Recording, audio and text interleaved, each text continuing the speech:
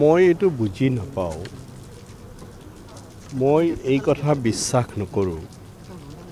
যে কোনো ধাৰ্মিক হিন্দুৱে বিচাৰে যে নামাজৰ সময়ৰ যিটো পৰম্পৰাগত বিৰতি সেইটো গুচাই দিয়া হওক কোনো ধাৰ্মিক হিন্দুৱে এইটো নিবিচাৰে কাৰণ জন্ম আৰু বিশ্বাস সূত্ৰে মই মুছলমান বহু হিন্দু মানুহৰ ঘৰত যেতিয়া ৰমজান মাহত কিবা কাৰণত গৈছোঁ ইফতাৰৰ সময় হ'লে তেখেতসকলে ইফতাৰৰ আয়োজন কৰে তেখেতসকলৰ নিজৰ পদ্ধতিৰে আৰু সেইকাৰণে মই ভাবোঁ যে কোনো ধাৰ্মিক মানুহে আনৰ ধৰ্মত হস্তক্ষেপ নকৰে কিন্তু নামাজৰ বিৰতি থাকক নাথাকক যিসকল ধাৰ্মিক মুছলমান তেওঁলোকে নামাজৰ কাৰণে সময় উলিয়াই ল'ব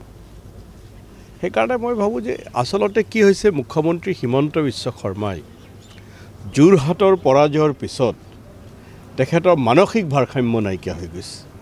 তেখেতে কিবাকে অসমত এটা অশান্তি সৃষ্টি কৰিব খুজিছে নিৰ্বাচনী বৈতৰণি পাৰ হোৱাৰ কাৰণে কাৰণ আজমল ভোটো নাইকিয়া হৈ গ'ল যোৰহাটত পৰাজিতও হ'ল গতিকে ২৬ৰ নিৰ্বাচনী বৈতৰণি পাৰ হোৱাটো অতি কঠিন বুলি তেওঁ ভাবিছে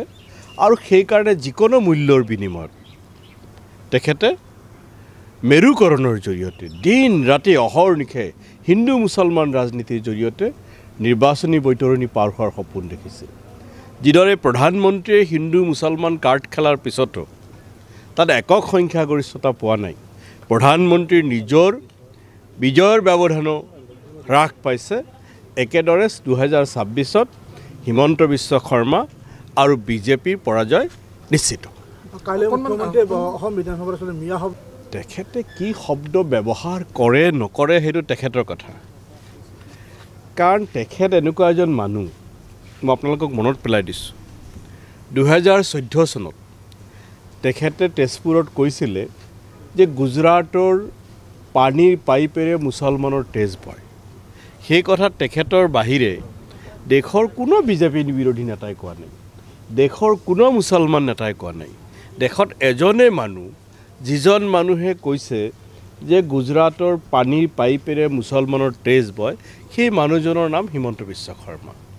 দেশত এজনে মানুহ যিজন মানুহে সেইজন একেজন হিমন্ত বিশ্ব শৰ্মাই কৈছিল ঠেলাৱালা ৰিক্সাৱালাই নৰেন্দ্ৰ মোদীক চৰিয়াব লাগে গতিকে হিমন্ত বিশ্ব শৰ্মাই কেতিয়া কি ক'ব তেখেতৰ ৰাজনীতিৰ প্ৰয়োজনত ঈশ্বৰৰ বাহিৰে আন কোনোবাই তাক প্ৰেডিক্ট কৰিব পাৰিব বুলি মই নাভাবোঁ তেখেতৰ ৰাজনৈতিক প্ৰয়োজনত যেতিয়া যি শব্দৰ প্ৰয়োজন হয় সেই শব্দৰ তেখেত প্ৰয়োগ কৰিব